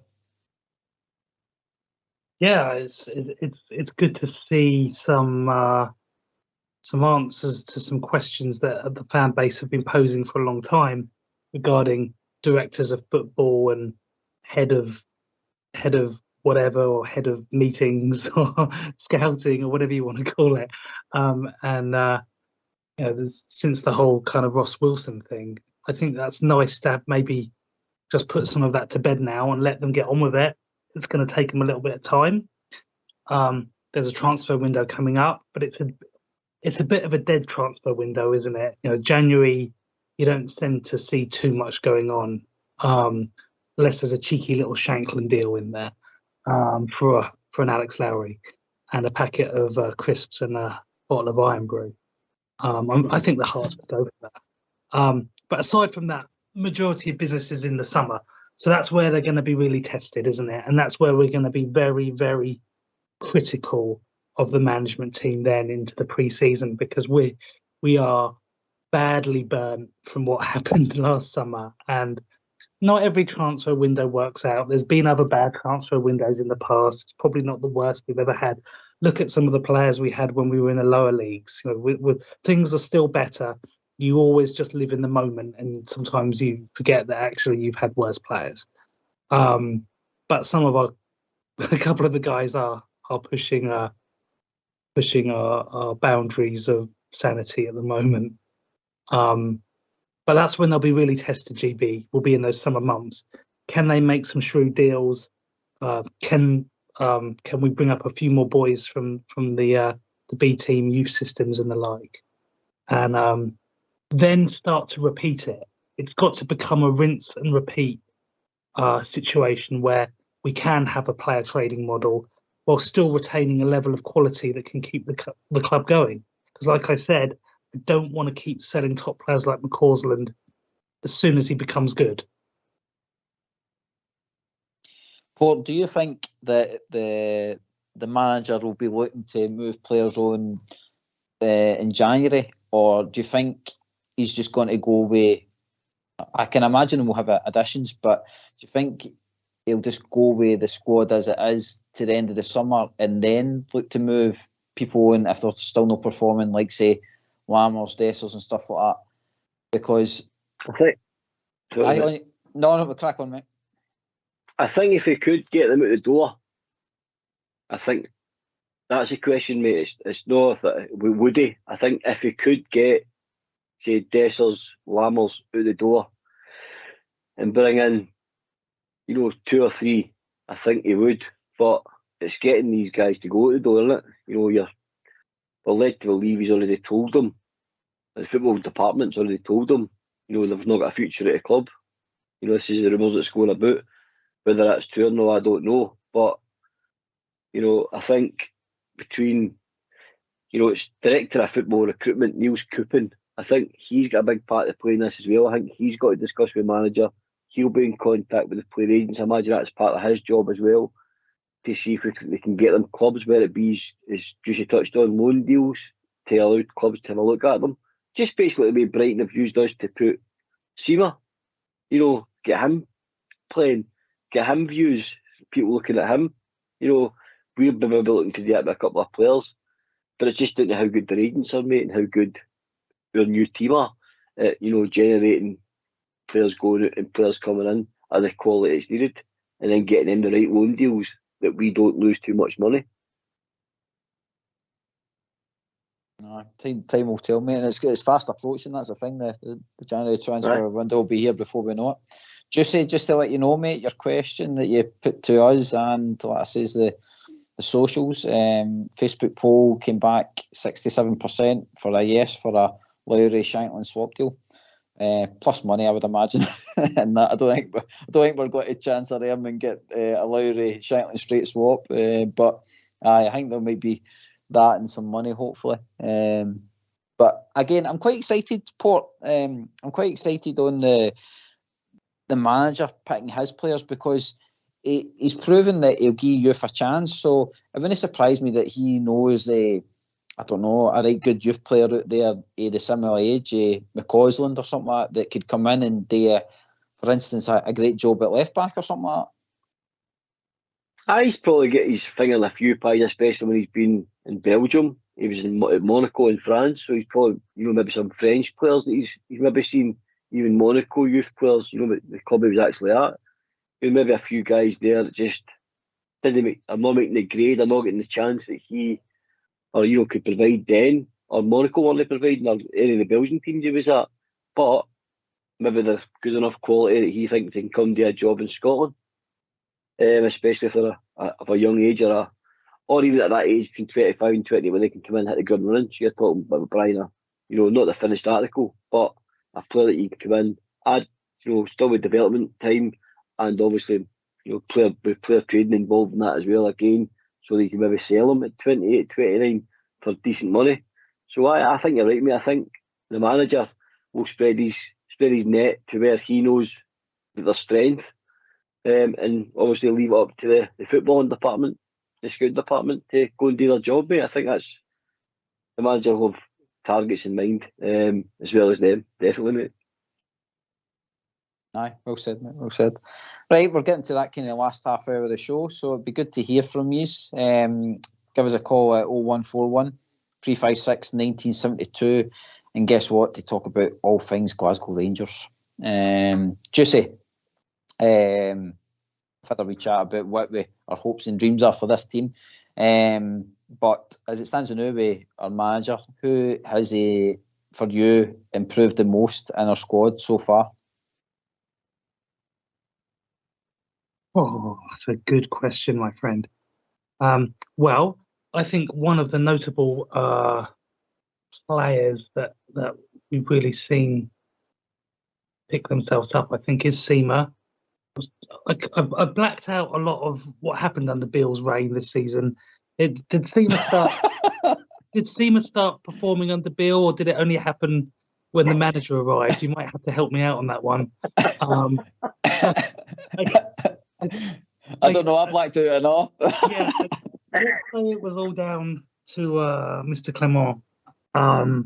So yeah, I'll give him all the credit for Seema's improvement, because Seema actually looked like a bit of a donkey in pre-season, didn't he? To be fair, but again, it's just giving time and players the opportunity and that little bit of time, which we don't give anyone, and that's unfortunately how it is with football fans. But Seema certainly improved in this under this management, and are we going to get to see him play as an out-and-out striker? Because I think the guy can do the business. I said that earlier.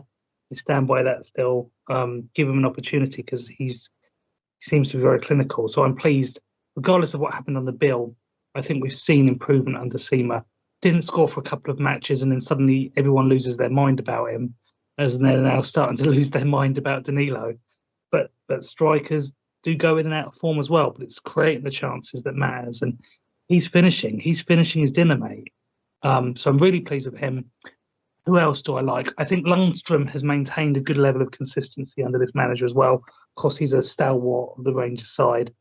And I think in terms of general freshness, of course, McCausland having the balls to bring the guy in and give him the opportunity. And that's just wonderful. I've waxed lyrical on that one enough, though. So I'm going to say Seema is my main guy. Good choices, mate. Good choices. Port, just the same with you, mate. Who's kind of the most improved that you've seen in the squad since our managers came in? Well, the most improved got to be McCausland, because he's came from absolutely nowhere. And I've said it on the show before. I said it on the show on last week. I said timing's everything in football. You also need a wee bit of luck involved with that as well. And I think the Jack Lovelace was in front of him, in my opinion, and so he got injured. And McCausland, the manager, went and watched the team again, the B team, and he seen McCausland, and McCausland's taking his chance. So with that wee bit of luck and that wee bit of timing, the young man's stepped up and impressed every one of us. The guy that's showed me that he's willing to learn still, even at, being a senior member of the squad. Juicy touched on it, John Lundstrom, a guy that seems to have bought into the manager's new training system with the GPS monitors and that on them, so you're constantly watched. There's no way to hide when you're wearing a GPS monitor, because they know how much you're running, they know your yardage, they can tell where your heat spots are, see what ground you're covering. And then just it's similar to Juicy and Seema. Seema did it. He scored a couple of goals under Beale and was decent under Beale as well. But there's a vast improvement in Seema's overall performance for the team. I think he's more a team player, whereas I think he was more an individual under Beale. We expected a bit, maybe too much individual brilliance for him. But now he works back, he chases back, helps the full backs. He comes inside, gets involved inside, some nice 1s, 2s, and can score goals, good in the air, strong. So I think he's looking more the finished article under Clement. So it's the exact same three, just in a different order, mate. What about yourself, guys? Oh, I mean, as Jesse says, it's a good question. It's tough because there's been moments where there's been individuals that have shined. I mean, initially for me, Danilo was one of the ones that kind of shone a wee bit for me. But I probably in recent times I would say for me it'd be Lundstrom and as much as Seaman that scoring the goals and stuff like that, right? Lundstrom looked as if he was a guy that everybody was wanting to just walk out the door come January and stuff like that. And as that gets closer, I think in the way the performances has been, and just like I said, his all-round play at times, he is a kind of leader on that part. I mean, it would be hard-pushed, Port, I think, to kind of replace a guy like Lundstrom. And what I mean with that is to go out and get somebody without spending money. We've got a guy there who knows the club. We've got a guy there who knows the system now and stuff like that. Clearly, I think the manager likes John Lundstrom. So, I don't know. It's one of the ones I think come January, it's something that the manager and him have got to discuss, whether there is a future there for him. But I don't know. If he keeps up his performances, then for me, he should get a new contract. But time will tell, mate. This squad is a bit like the weather for me, Port. Aye, I know. I get that, mate. I get that. We've got a few players currently, the last 6 months of their contracts, and it's all about, they'll say what's best for them. We'll say what's best for the club. But there'll be other people that will say, no, it's time for new heroes, chase them out the door. But we lost these players for nothing. We need fees to go and replace them, mate. That's the problem. So do you have to retain them for a year? Just to make sure the squad's full till at least next summer. And then we can cut our ties and let this team really get a good look, a good scouting going to find replacements. Because if you suddenly, all of a sudden, these players leave in January, say Borna leaves in January, left back down, say John Lundstrom goes, Chris Wilder, I'll give you an example, right? Chris Wilder's back at Sheffield United, and Lundstrom was one of his top men when he was at Sheffield United. Say Chris Wilder says to his agent, I want him back down here for $2.5 million. I'll give Rangers $2.5 million for his last 6 months of his contract, or $2 million. I think Rangers would bite your hand off for that, mate. I really do. I don't know if you would be the same, but if we can get a fee for him in January, I think Rangers would take it.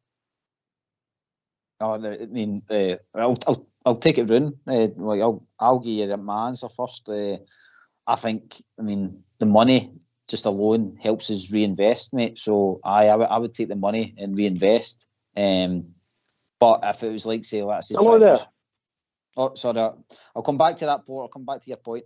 Hello, is that Stuart? It is, sir. How are you doing? All right. Welcome to Rangers Radio, sir. How are we getting on? I'm good. I just thought we'd chip in with a few wee bits and bobs. Just for the game, obviously, the game on Saturday, I think it is this week. It's important. It's vitally important. But for me, he's got to be looking at the next two games. You've got Saturday and then you've got the Thursday game. Because I believe that Balogun and, Ridvan, they're sort of no eligible for that game on Thursday. So, I mean, what does he do on Saturday? Does he play these guys and then chuck two new guys in on the Thursday, or does he kind of start thinking about it on Saturday? I think he's got to do that. I think he's got to kind of try and get a kind of cohesive team to win the game on Saturday and to still go again on the Thursday. I mean, as they say, it's always a jigsaw. It's a bit of a puzzle, I think he calls it. So I think he's got to change it on Saturday, take Balogun out and Yilmaz. I don't know. Is Sterling in the squad on Thursday? I don't know. He's got to get that balance right, though. That's the problem. What he plays on Saturday isn't going to play on Thursday. That's a big problem he's got. Aye, no, good point, mate. In fact, I'll take that to Juicy. Juicy, you might know, mate, about Sterling. Is he? I'm sure he was in the. I think he is. Squad. I think he is. Aye. Yep. I think he is. Juicy, your thoughts, mate? Does he change it up on Saturday, the manager? I think he can play pretty much whatever he wants on Saturday because there's a big enough gap between Saturday and Thursday. If these players can't do the business Saturday to Thursday, then that's worrying. Yilmaz, of course, and Balogun aren't in the European squad, so you might as well burn them out on Saturday. And if he wants, I would play the best team on Saturday. Thursday's going to take care of itself. Whatever we bring is going to be really difficult, but assuming everyone's fit, it's going to be Balogun, Goldson, Tabs. It's just a question of can Sterling get in there at the left back? I'm not sure. It's an interesting point. But we've got to be able to handle Saturday to Thursday. Thursday to Sunday, of course, is a slightly different matter depending on how hard it is, because that's the big one, my guys. Thursday, Europe, Sunday, League Cup final. And that transition there. We've proved we can do that before, especially when we still had a slightly better level of fitness as we were transitioning from Gerrard into Gio, when we managed to knock Braga out in extra time and then beat them in the cup semi-final. So that showed you that we'd had that ability to keep going. It didn't matter that we had to play the extra time on the Thursday. We did 2 lots of extra time and we were great. I'd be a little bit more concerned at the moment because some players look dead after 70 minutes. So I think that's going to be with the real test, guys. Fortunately, the Sheep have got a European game on Thursday as well. And although they're already out, they can only make so many changes because they're limited by the squad. But they will not be going as full tilt as we will be. We have a much, much harder affair on Thursday night, regardless of who we play, because we've still got an opportunity to qualify. And we have to match Sparta's result. And if we do that, we qualify from the group, which would be great. But realistically, guys, I think we have to try and win, as hard as that sounds. So I'm not too concerned about Saturday, my friend, because we've got to be able to put a side out that beats Dundee. And if we can't do that, I'm going to have to take a really long holiday. Stuart, you come back in, mate? Aye, no, I know what you're saying. I mean, the point I was trying to make, I agree with you about the fitness thing. That shouldn't be an issue.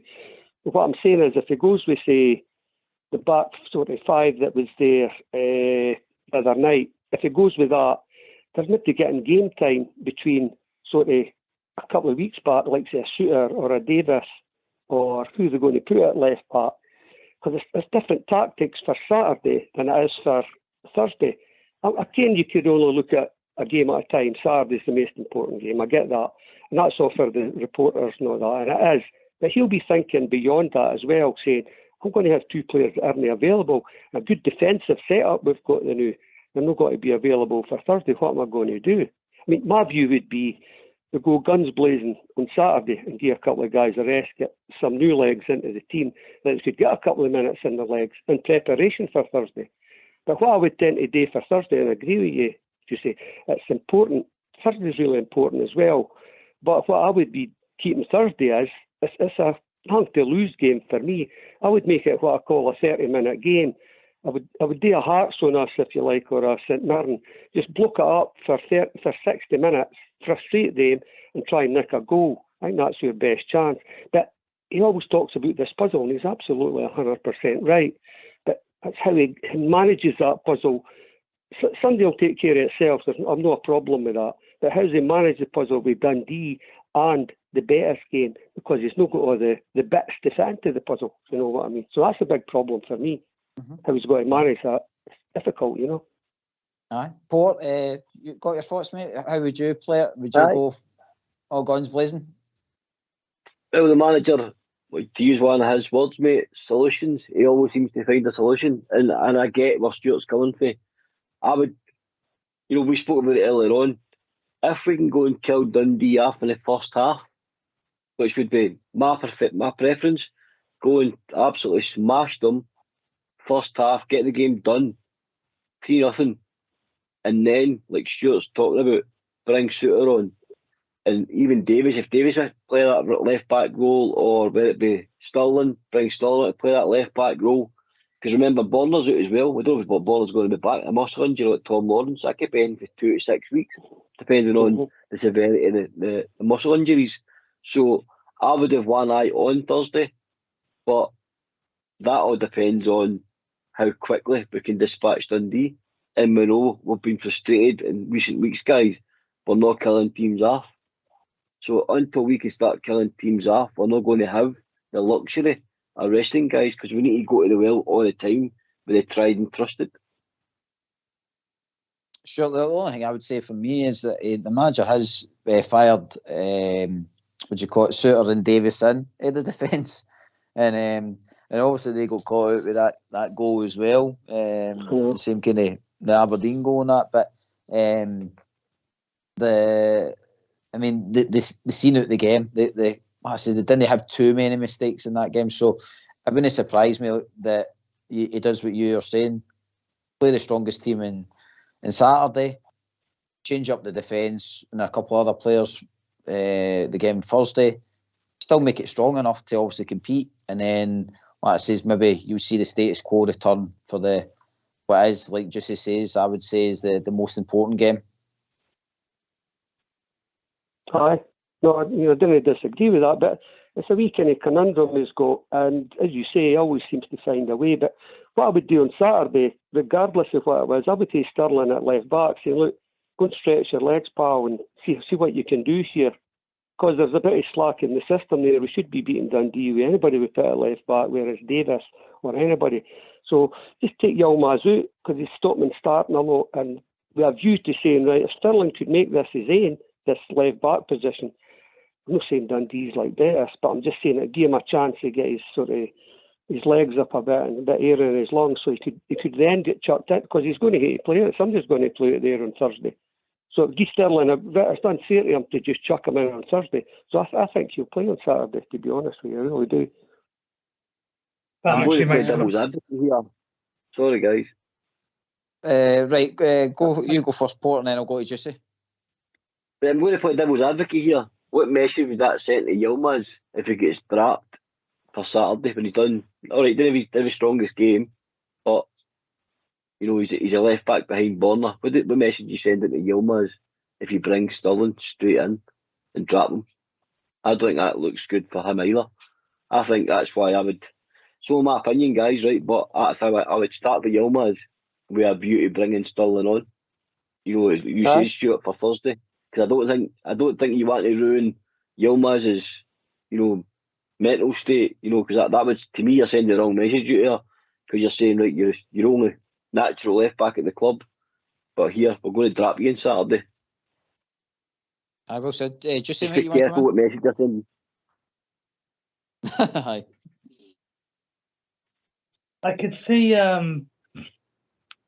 could see him splitting it, actually. I could see him giving them both some game time, because I totally understand what you're saying, Stuart, actually, that Sterling has not been blessed with having a lot of minutes, has he? And it's a massive game on Thursday. I don't think it would hurt Yilmaz too much if the manager's explaining. Look, Yilmaz knows what the situation is. He knows that he's not eligible for the European game, and we have a bit of a situation if Borna's out of it. So Sterling is going to play more than likely on Thursday. So it's just a question of, does he get a few minutes against Dundee? Would half an hour suffice to get him back into it? Probably. No, just give him some game time. It doesn't necessarily have to be the whole match, but it probably needs to be more than 10 minutes. That way, you keep everyone happy. You split it a little bit. Sounds very diplomatic, doesn't it, by Juicy? But I think that's how you keep players happy as a manager, isn't it? Yilmaz, I think, offers a lot to this club. He needs to improve in a few areas, but he's shown some quality. I still think he's very fragile physically, and I don't know if it's for him in the long term, this league and this club. But while he's here, I want him to do well. And Borna's body seems to be failing him a bit this season, even though he's shown moments of quality. But it's nice that we've got these options, guys. I just really hope that whatever European tournament we're in the new year, because we will be in one of them, that when we announce the new squad for the knockout stages, that we get it right in terms of the personnel. And of that, I don't have too many concerns with this manager. Well said, well said. Stuart, if you've got in mind a starting 11 for Saturday, you want to give your team? I mean, just before I do that, I'll kind of answer what Juice is saying as well. No, I agree. What I think he will be doing is he's good at sort of explaining to people. You see when they come off the park, he gives them a wee hug and a shake and that. It's kind of try to galvanise them. And I think, like say, Sterling maybe get 60 minutes and 30 minutes. Somebody will get that. There's no just wanting to give him, as you say, 10, 50 minutes. That's not any good. So it might be split half and half. I don't know. But as one of the guys was saying, if we get 2 or 3 up, it makes life a lot easier. He could fiddle about. I mean, just sticking with Saturday, it's sort of, it picks itself. Initially, I would start with the usual Butland, Cav, Goldson. I'd pick Balogun in the now. We have you to bring in Davis on, and then I would start with Sterling, maybe Chuck, let him burn his cell out a bit, and then pick sort of Yilmaz on. I like Yilmaz. He won a couple of good headers on Wednesday there as well. So you've got that. The 2 in the centre, I don't think Jack's back, so I'd have to go for Cifuentes and Lundstrom again. McCausland's a stick on for me. I tried Danilo again and Sima. I mean, it's pretty much as you were. And as you say, get 2 or 3 up, maybe before 45, 60 minutes, and then start thinking about it. Give folk a bit of a game. We have views to Thursday. That's what I feel anyway. I will said, mate. Port, you want to give me your team for Saturday, bud? I'm pretty much the same as Stuart, mate. Only difference I'm going to go with Butland, Tav, Goldson, Balogun, Yilmaz, Cifuentes, Lundstrom, and then the same forward. Campbell in the 10 row, Seymour on the left, McCausland on the right, and Danilo gets another start for me. As I said, he's still getting into positions to score. He just needs a goal, in my opinion, mate, and I think you'll see the wee man start to bang them in again. Aye, just a bit like Seema, isn't it? Seema's on a dry route and then next minute, bang, he's flying. Just say, Bear, you want to gauge your team, mate? I'm going for the same starting lineup that started against Hearts, with, of course, Cifuentes in for Lawrence. And then I'm going to make that lovely little tactical change on about the hour mark to bring in Mr. Sterling, the Yilmaz, thus keeping everyone happy, and the management can then be smooth going into the Thursday game. You get Dijon some minutes, and I think that's what you need, because he's got to have a little bit more time going into that game on Thursday. Thursday is a massive match. every game is massive. The league is really massive, but we've got to be thoughtful about Sunday, because we are going to have. It's only going to be a 90-minute match plus added time on Thursday, so we don't have to worry about playing 120 minutes. But we're going to have to keep it going, because it's as big a double header as you'll see, GB. Aye, definitely, mate. It's coming quick and fast, Stuart, isn't it, for the team? I don't think. I mean, all these new signings, I don't think they've ever probably came to a club that has been so hectic and intense and all the rest of it. So they're certainly going to learn what it means to play for Rangers very, very soon.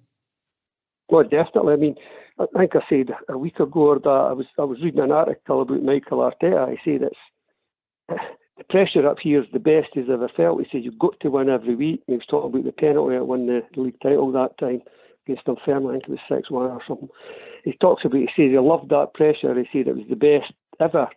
And he's done no bad in his career when you consider it. He's the top manager in Arsenal now, and they're doing quite well.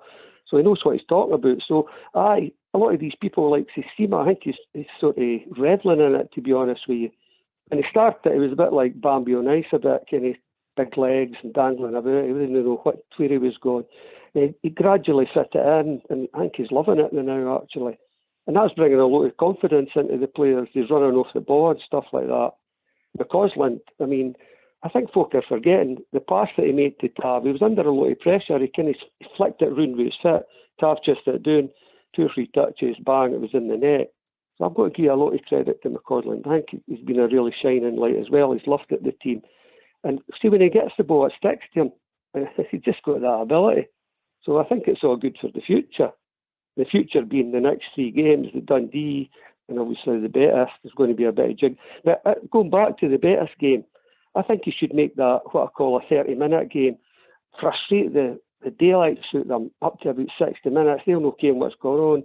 Keep it defensive, no lose a goal, and then the last 30 minutes, try and just get that one goal, like what we did at Ibrox.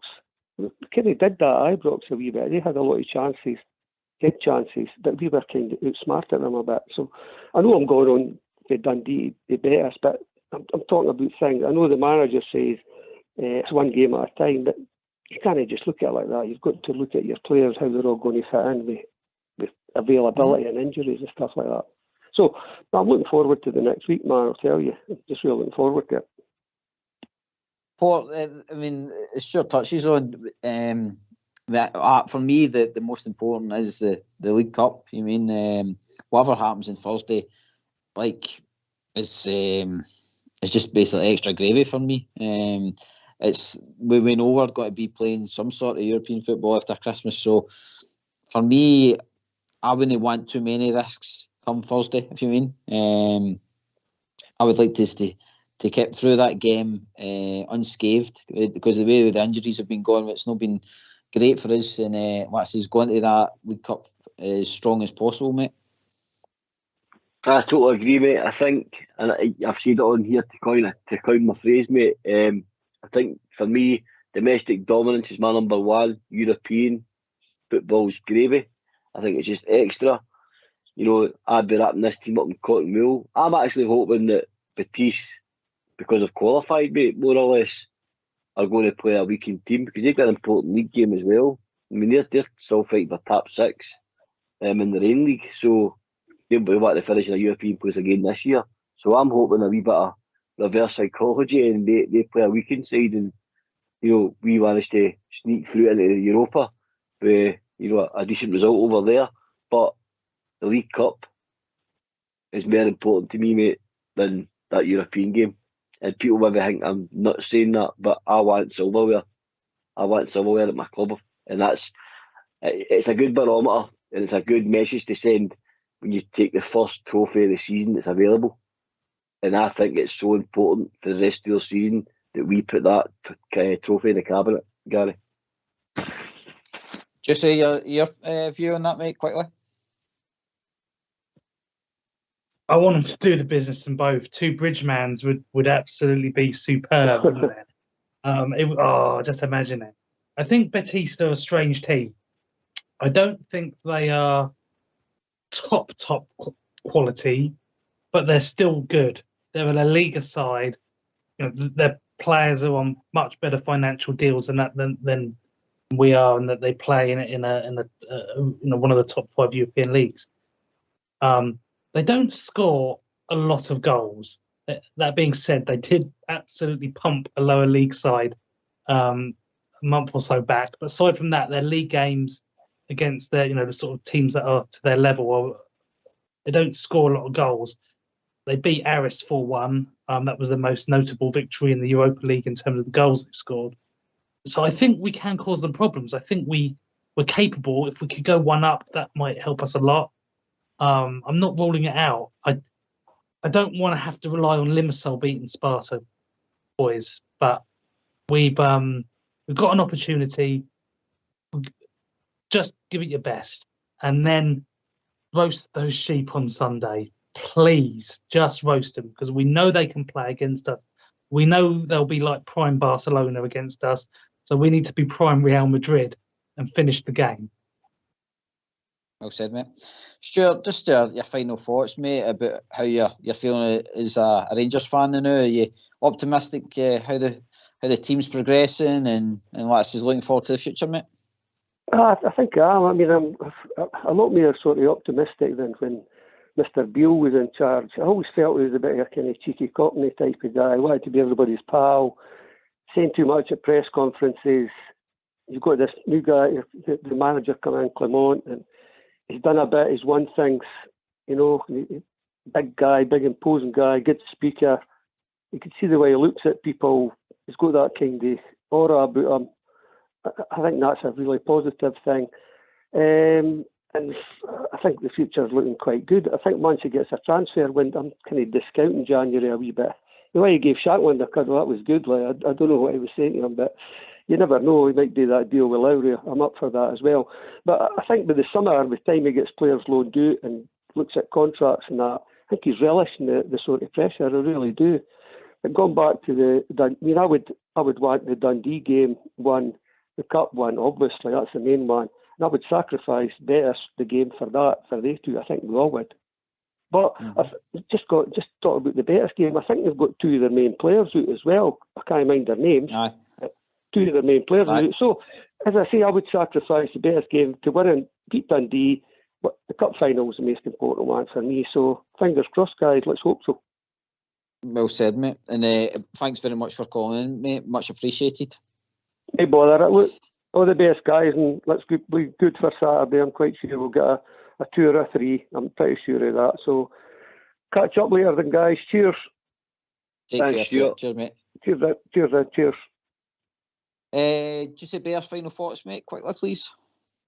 Oh, lovely hosting duties tonight, my friend. Really nice show.